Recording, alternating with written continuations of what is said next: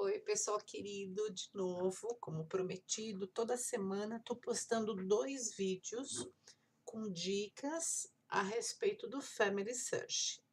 Meu nome é Denise Vespoli, eu montei um grupo, não, um canal, né? É canal que chama, no YouTube para postar essas videoaulas. Então, em alguns canais do Facebook, algumas páginas do Facebook, eu estou divulgando esse trabalho para ajudar quem quer aprender a respeito do Family Search. Hoje eu vou falar sobre uma cena assustadora para quem está procurando documentos, né? Quando aparece essa tela, e eu já vi gente falar muita bobagem a respeito disso. Vamos voltar lá quando a gente está falando de pesquisa.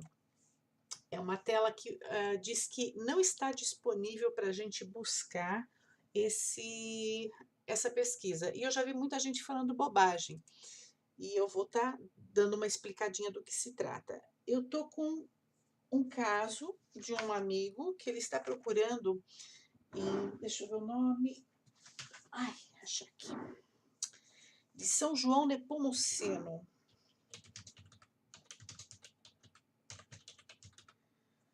O sistema ele procura e ele acaba achando as possibilidades, eu acho que é em Minas Gerais, se não me engano. Tá lentinho o negócio aqui.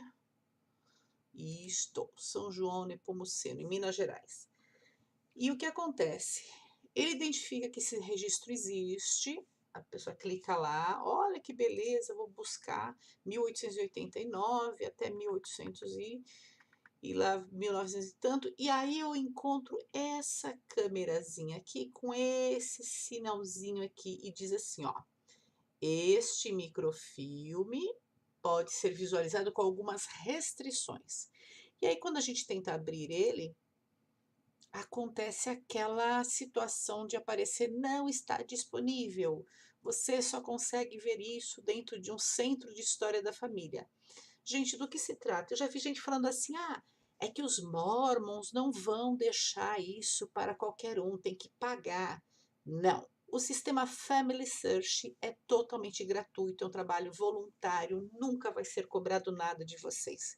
Diferente dos outros sistemas que acabam te dando 10 dias free, né?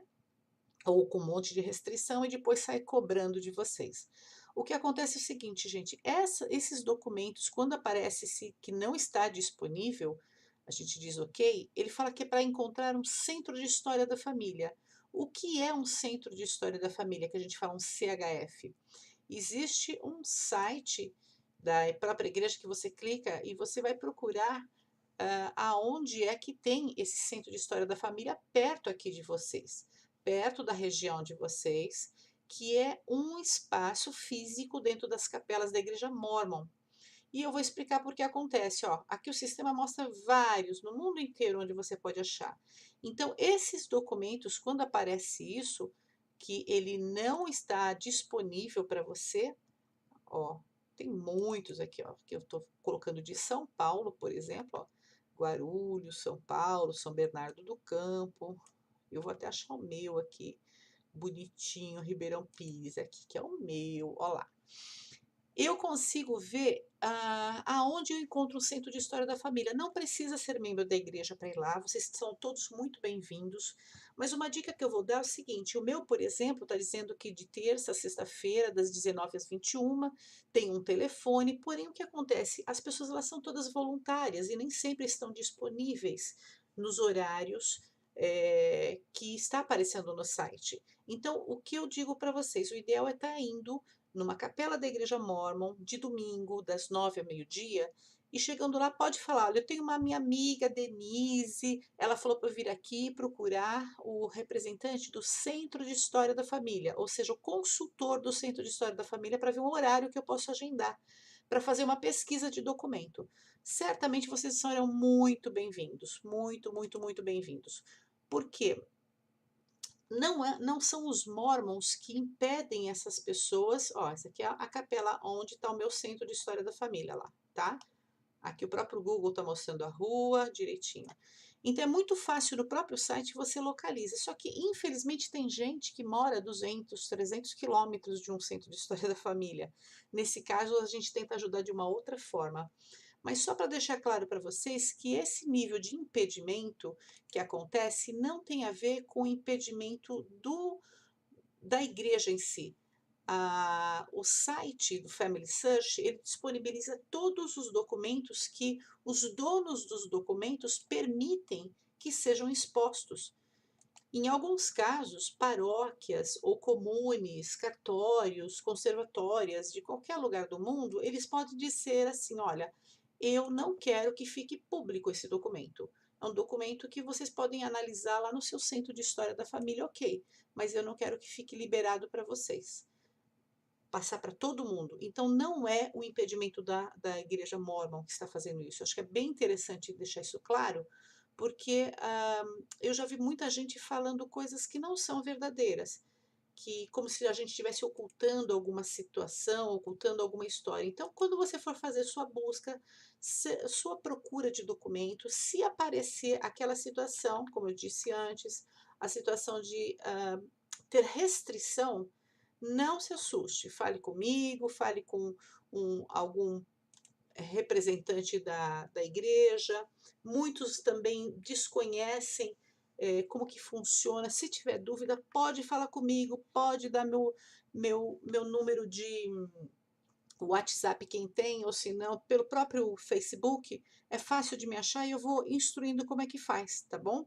Nós temos aqui muitos documentos a serem pesquisados. Ó, por exemplo, São Paulo tem mais de 1.600.000 e poucas mil imagens. E é da Igreja Católica que disponibilizou isso. Nem todas estão abertas ao público. Então, algumas a gente vai procurando nas municipalidades, vai procurando nas paróquias, aqui onde nasceu meu avô, por exemplo, e você vai achando esses documentos sem restrição alguma. É só abrir.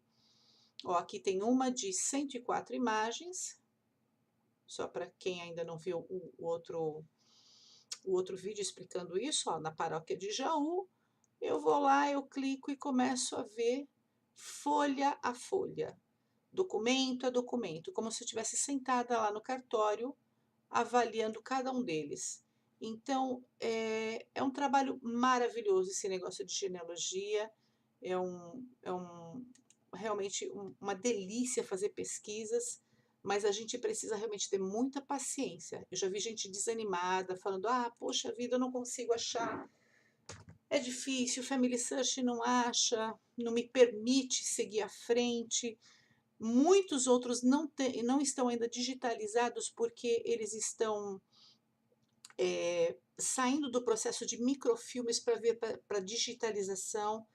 Todo esse processo é um processo voluntário, é um processo muito, muito sério que a igreja realmente propaga no mundo inteiro, de indexação, de fotógrafos, de pessoas que estão catalogando todos esses documentos para ficarem disponíveis para a gente. Então, se alguém tiver alguma dúvida, me escreva, a gente vai falando. É claro que às vezes não se localiza fácil o documento, porque documentos italianos e portugueses, eles têm características bem, bem básicas. Hoje a minha internet está uma delícia, está super lenta. Eu quero que vocês vejam as coisas e não está abrindo, mas tudo bem. Então, ler essas letras nem sempre é uma tarefa fácil. Olha que delicinha. Isso aqui é uma coisa do Brasil. Olha que delícia. Parece que é árabe, né?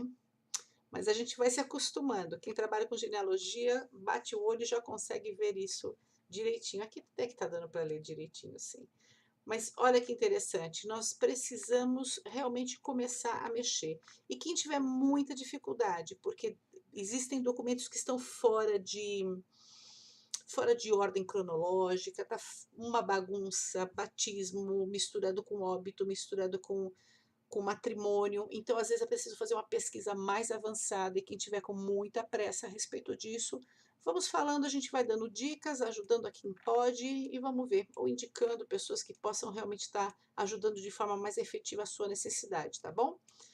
Meninos e meninas, muito bom falar com vocês. Toda semana vou ver se a gente consegue colocar essas novas dicas e vão me colocando as perguntas. Vamos ver aquilo que a gente consegue resolver, tá bom?